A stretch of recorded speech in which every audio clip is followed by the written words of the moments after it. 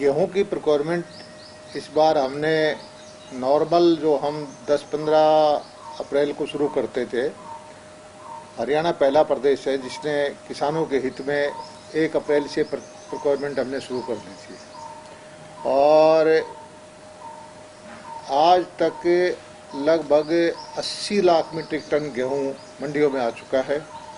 उसमें से 75 lakh metric ton की हम प्रोक्योरमेंट कर चुके हैं और किसानों को 6,75,000 करोड़ रुपए के खाते में किसानों के पैसे डाल चुके हैं।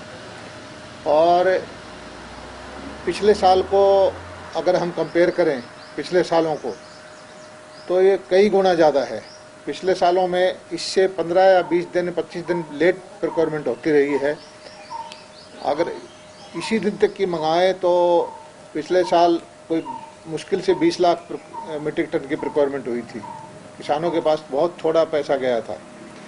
हमारी नीति की वजह से इस बार जो है प्रोक्योरमेंट बहुत अच्छी रही है। किसानों को कोई दिक्कत नहीं आने दी।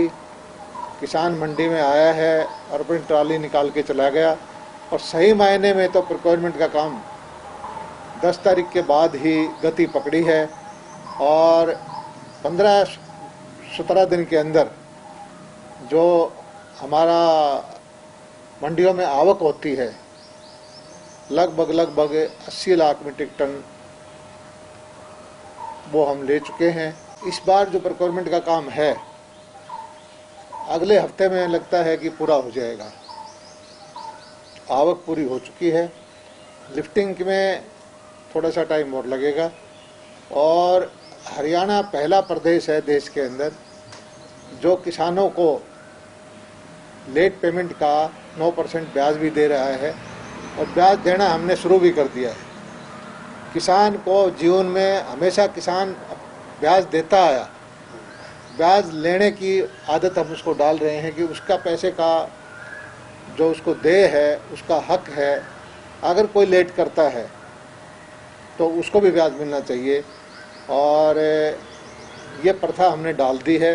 हरियाणा सरकार ने किसानों की लेट पेमेंट पर ब्याज देना शुरू कर दिया है और बाद में हम मॉनिटरिंग करेंगे कि ये लेट पेमेंट किस विभाग की गलती से हुई, चाहे वो कोई भी अधिकारी की गलती से हो, और उनको हम जो है पेनलाइज करेंगे ताकि एक वर्क कल्चर ऐसी बन जाए कि किसान को उसकी उपज का जो पेमेंट है तुरंत हो, कोई देरी ना हो, किसान को उसका हक तुरंत मिले। हरियाणा के अंदर मैं किसान भाइयों से प्रार्थना करता हूं कि हरियाणा सरकार आपकी किसान हितैषी सरकार है। सौभाग्य से सरसों का भाव ऑल टाइम हाई है, ऐतिहासिक है। गेहूं की आपकी प्रोक्योरमेंट हमने करी ली है। अगले हफ्ते 10 दिन के अंदर आपका सारा पैसा चला जाएगा, ब्याज के साथ चला जाएगा।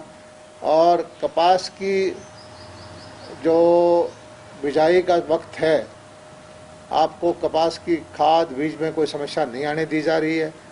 डीएपी का मुद्दा आया था तो पुराने स्टॉक जो इतना भी डीएपी का है वो पुराने मूल्य पर ही जाएगा। नया स्टॉक में है वो बढ़े हुए मूल्य पर जाएगा। पुराना स्टॉक पर कोई भी जो व्यापारी है बढ़े हुए मूल्य पर नहीं देगा। किसान को फसल बीमा योजना का पूरा पैसा उसको मिल चुका है और आगे जो है बीमा योजना है 31 जुलाई तक जो किसान भाई बीमा कराना चाहते हैं, स्वैच्छिक है, वो बीमा कराएं। और किसानों की वजह से मंडियों में हरियाणा की ये तीसरी प्रोक्योरमेंट है जो कोरोना संकट काल में है और मंडियों की वजह से गांव में अभी तक भी कोई विशेष केस जो कोरोना के आने हैं उनकी कोई रिपोर्ट नहीं है। आपने सर 7,500 करोड़ का भुगतान कर दिया, लेकिन हुड्डा साहब कह रहे हैं कि अभी तक 62% किसानों को आप लोगों ने पेमेंट नहीं दी। 48 घंटों का वायदा किया, वो वायदा भी आपका नहीं हो रहा। आप दावा बड़ा कर रहे हैं लेकिन हुड्डा साहब सीधे उस बात को नकार रहे हैं। सर इसमें जोड़ रहा हूँ मैं, और जो ब्याज अलग से दिया क्या उसका कोई आंकड़ा बता सकते हैं? ब्याज नॉमिनल है, किसी किसान को थोड़ा थोड़ा बढ़ता है किसी को 100 रुपये, किसी को एकमुश्त राशि उसकी 50 ना। एकमुश्त राशि तो अभी ब्याज की हम गणना बाद में करेंगे, देना हमने शुरू कर दिया है। और 62% का नहीं है, हुड्डा साहब का आंकड़ा सही नहीं है। हमने बताया कि फीसदी तो हमने नहीं देखी है, लेकिन लगभग 7,500 करोड़ रुपया किसानों के खाते में अब तक जा चुका है। और इस पेमेंट की गति को हम और बढ़ाएंगे। किसान संतुष्ट है और किसान को इतनी अच्छी प्रोक्योरमेंट, इतनी सुविधा से पहले से बेहतर ढंग से हमने करने की कोशिश की है। मंडियों में उनको सुविधा दी है। कोरोना के संकट के वक्त में भी तुरंत हमने जो प्रोक्योरमेंट का टाइम है उसको भी आधे वक्त के अंदर ही उसकी फसल लेकर और लिफ्टिंग कराकर गोदामों तक भिजवाकर पेमेंट करके सरकारी मशीनरी ने अच्छा काम किया है। और हुड्डा साहब को भी या कोई और विपक्षी नेता को भी इस बार जो मंडियों में जाके कमियां ढूंढने की उनकी आदत होती है, वो मौका कम मिला है।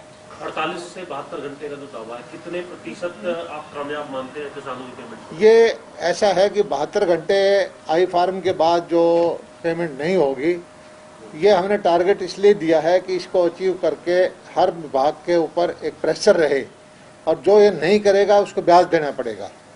तो इसको करते करते जब प्रोक्योरमेंट सीजन का एंड होगा तब हम ये डाटा बताएंगे कि कितना % सही वक्त पे हुई है या कितना % लेट वक्त पे हुई है। लेट पे हुई है तो कौन विभाग इस ब्याज को भुगतेगा, और सारा चीज़ उसकी मॉनिटरिंग हो जाएगी। क्योंकि ब्याज जब हम दे रहे हैं तो हर विभाग की जिम्मेदारी होगी कि किसकी वजह से पेमेंट लेट हुई है, और उस विभाग को इसकी जिम्मेवारी उसकी फिक्स हो जाए। हमसे जुड़े रहने के लिए हमारे YouTube चैनल को सब्सक्राइब करें और नई वीडियो की नोटिफिकेशन के लिए बेल आइकॉन को दबाएं। अगर आप ये वीडियो Facebook पर देख रहे हैं तो लाइक जरूर करें और ज्यादा से ज्यादा शेयर करें। धन्यवाद।